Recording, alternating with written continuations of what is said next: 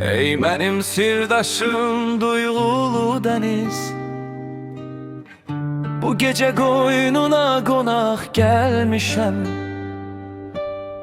Ey mənim dərd ortağım, qayğılı dəniz, yenə də bir qucaq qınaq gəlmişəm.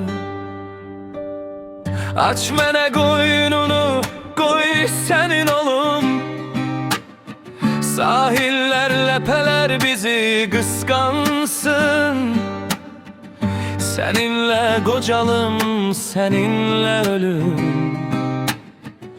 Üzünə nur verən ayda utansın. Bilirsən ikimiz çox bənzəyirik. Gah susub durursan, gah coşqun dəniz. Əlimi uzadıb məni səsləyir,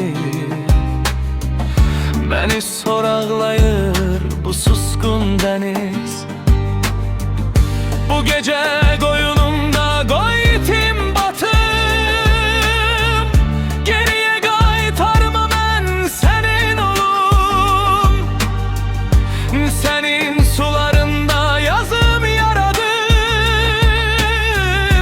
Uzağa aparma, tək sənin olum. Bu aylı gecədə edək bir günah, tellərim sinəmdə islansın yenə. Sənin maviliyinə aparım pənah, eşqim dərinlərə yollansın yenə. Ey gözləri gülər, mavili dəniz, ey mənim əzizim işvəli dəniz. Əlmi buraxma bir anlıq belə, gəl olaq səninlə sevgili dəniz. Məni itirənlər səndə axtarsın, axtarsın arasın amma tapmasın. Mən belə xoşbəxtəm sənin yanında, səndən başqası da mənim olmasın.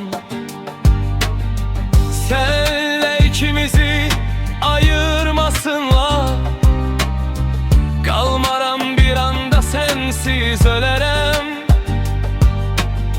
Ruhumu geriye çağırmasınlar, yaşamam dünyada sensiz ölərəm.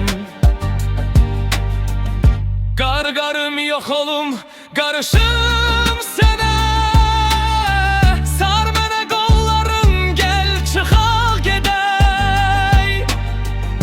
Biraz məhəbbətdən danışım sənə. Bizim eşqimizi müqəddəs edək, bizim eşqimizi müqəddəs edək.